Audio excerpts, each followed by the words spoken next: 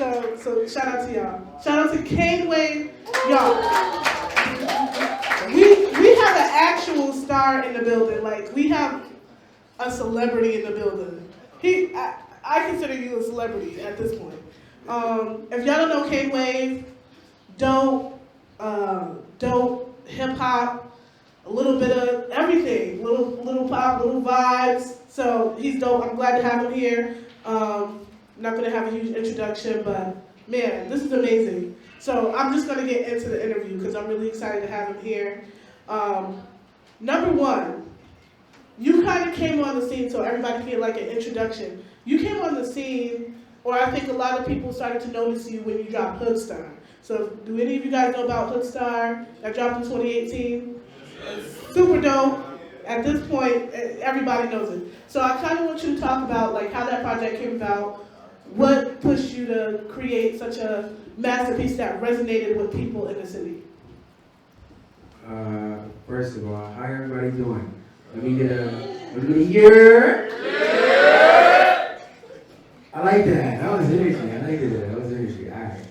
Well, Hoodstar came about from Slime Shack. Shit. Like, just Slime Shack. That's all I can say. Shout out Slime Shack. Shout out to my Slime Shack niggas. Who's gang? My boys over there. But yeah, we had just got over to Main Street and shit. And me and Johan, my boy OG, so we wanted to make a project. And we had already made like 2 joints at his crib, you feel me? Because I was looking for somewhere to record. And so he just said, fuck it. It was a room at the Slime Shack, you feel me, that was just open. So we just set up shop there, and it took about like, I'd say about a month to make that project, but we knocked out every song in that room. And it was like everything at that point in my life, it was like leading up to anti-venue. Y'all know what anti-venue is, right? Everybody know, like, all y'all performed in it, all the people that's, feel me, that fuck with it, you feel me, they performed in it. And this particular show, it was Kane Wave, you feel me, that was opening it up, you feel me? I mean, that was headlining the show, so everything was like to anti-venue. So we making a project, and I decided to drop it, I believe it was in September, like September 8th, you feel me? But the reason I did that was because, like, first of all, I heard a lot of new music coming out. Like, that was a good time for music.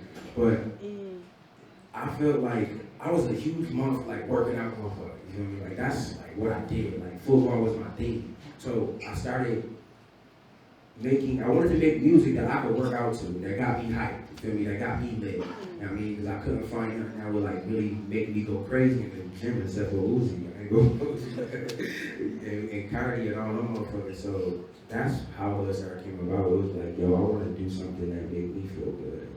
The people around me too. Yeah, dope. I mean, you mentioned a couple things.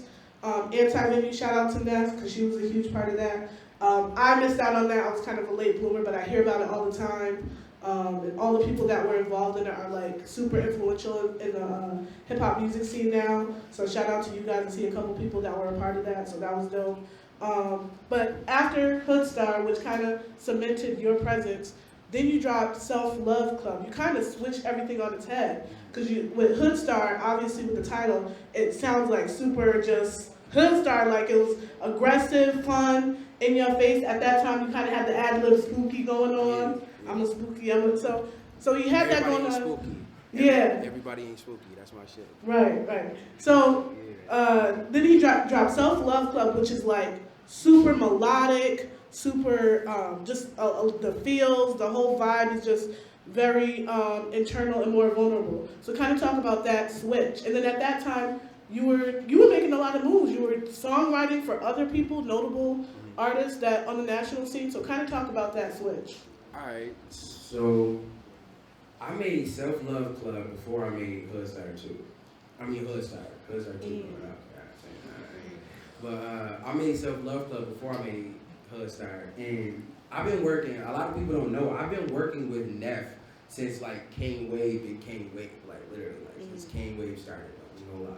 Since I got back from college and all of that. So Neff was helping manage me, you feel me? I was with some people called Open V, I was with, like, y'all know who Creative Connect is and all of those guys. Shout out you feel me? Crane, Shout out Connect, to my boys, Alex. you feel me? Alex, Adrian, Khalil. Those are my creative guys, you feel me, that did my photos, videos, artwork, all of that. So I was working with those guys, and I made, the project was originally called Fitzroy.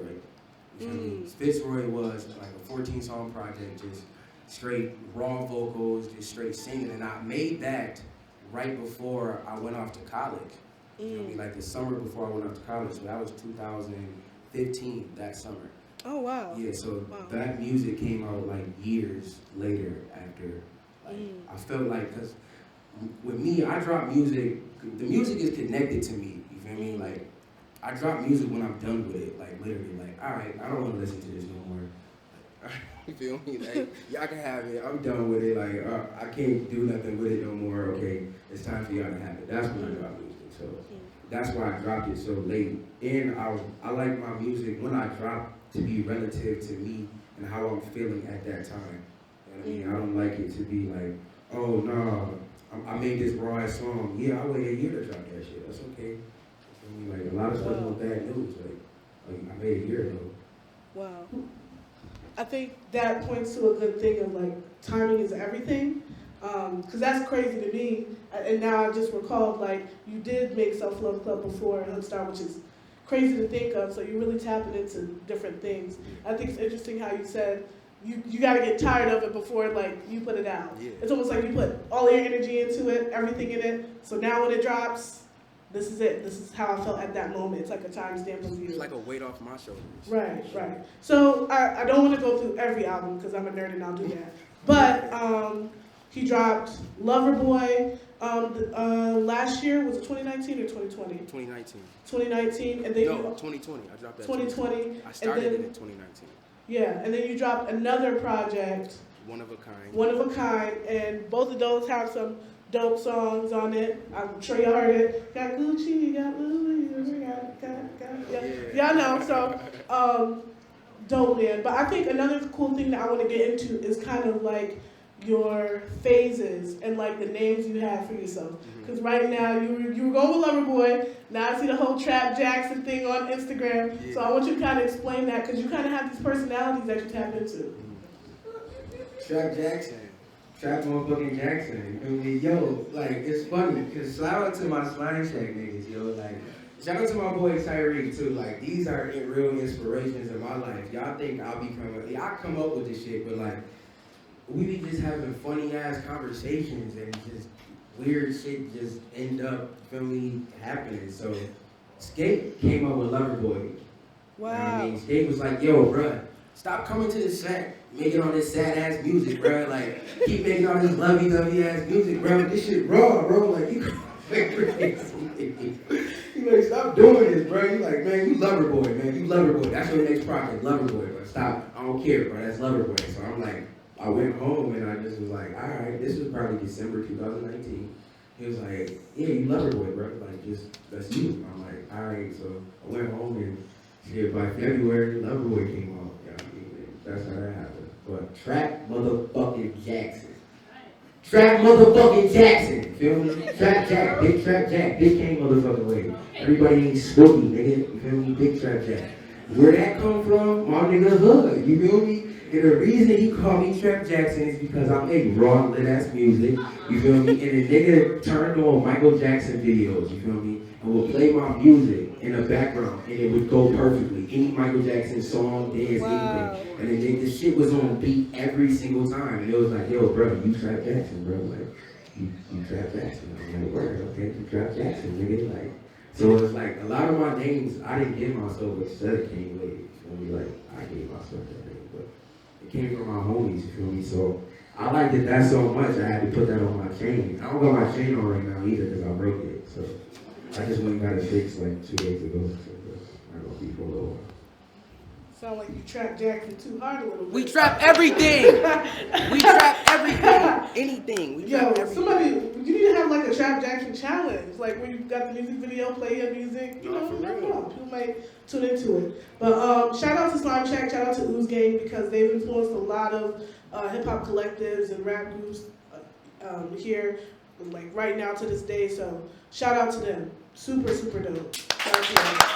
With that said, you know, the last, like you said, 2019, I've done quite a few interviews with artists, and it seems like 2019 was such an integral year for a lot of Buffalo artists. So I kind of want you to talk about the resurgence of art, music, hip hop in particular in Buffalo, and what are your thoughts on why it like just grew? For underground, me and my niggas, I'm gonna keep going. I'm gonna go back to the same thing, the Slime Shack. You feel me? Like, these dudes facilitate so much shit. You feel me? Like, I don't think people really understand, like, how they facilitate a creative space and what a creative space actually is, and giving people the ability to create freely and be yourself in that space, in a safe space too. You feel me? So they created that multiple times, you know what I mean? And we're still doing it. So that was a lot of it. But for the uproar of things of Buffalo hip hop and the music, just period, that gotta go to Kane Wave, like West Side and all of them boys, you feel me? And like, just how them boys did it for Buffalo, you feel me? Like, you see them dudes in Buffalo, you feel me? They come back here, you feel me? They not just like, nah, we made it, fuck y'all, you feel me? Like anybody else would have. Because there's a lot of people that made it out of Buffalo who y'all don't even know made it, you feel me? Like, for real, it's a lot of people. I'm talking about they produce the top songs in the world right now. And y'all wouldn't even know that they were from Buffalo, like from our backyard. So when people started to realize what was here, and I believe it was 2019, yeah, but it was a lot of the pandemic. People realized in the pandemic that, yo, okay, my job said fuck me, you feel me, literally. What do I have? A lot of people didn't have anything but their jobs. So after that, people had to become like internally creative. They had to create something from like within, so they can like not even sell it, but just not go crazy in their head because everybody was in the house. So I believe that's really what it was. What made people be like, nah, Buffalo got it. Buffalo could do something. You feel me? Because that's what it happened. Like, I made Loverboy February. I went on tour on a What Machine Gun Do tour with Westside and them boys in March in Bali. That was March 9th. By March 12th, the world was shut down. So I was still out in the world. You feel me? I saw everything change in front of my eyes.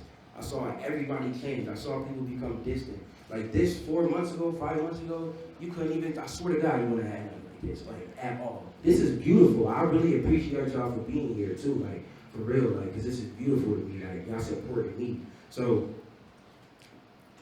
that's what it was. When people began to look internally, you feel me? That like, yo, we are something. We can be something. These guys did it. We could do it. You feel me? Because that's what it was for me, honestly. Like, I saw it. You feel me? And then I was doing it before. I was writing for people in 2018. So it was like, I knew what it was. I came back here and where I go to Slime Shack. Like I said, where I was able to create and do my thing. You feel me? And people got inspired. You feel me? From me, from the world. You feel me? The world is inspiring everything right now. Yeah. Everybody's inspiring everybody right now. Honestly, it's beautiful. Yeah. Shout out to Buffalo, man. Yeah. Shout out to the Buffalo art community. This is great. This is great because the more we support each other, the more we can elevate together. So I want to stress that too. Like, whatever you're doing, painting, we have painters, artists, rappers, lyricists, singers, producers, photographers. I mean, let's all support each other because the more we do it, the more we go up together. Again, shout out to Slime Shack Ooze Gang because they just influence so many people. We have Kane Wave now. I will flex for you. You have some dope songwriting credits. I believe you have some songwriting credits for Napoli Ever After on Netflix. Yes, I do. Yeah, and you've written for Austin Mahone, Normani. I wrote for the weekend before.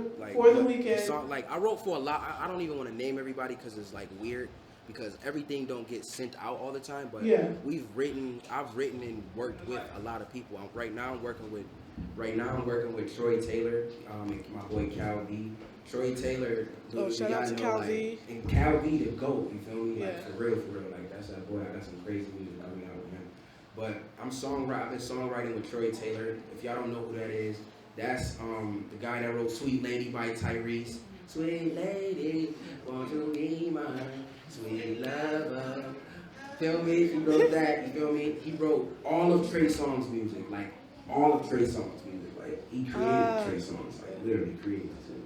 So that's who I've been working with, and that's who I've been giving a vibe and been helping me giving a vibe and selling songs and going back in ideas with. But I've worked with not people, like can't even really name them because it's so broad.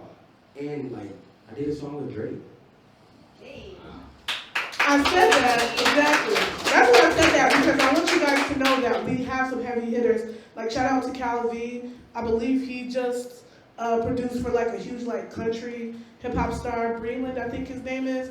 I'm a nerd, so I'll be tracking. But we got dope people in Buffalo doing amazing things, but we have to connect with each other to find that out. So I don't want to take up any more time. I just want to shout out Kane Wave, new project Bad News, that's dropping on his birthday, September 20th. So stay tuned for that.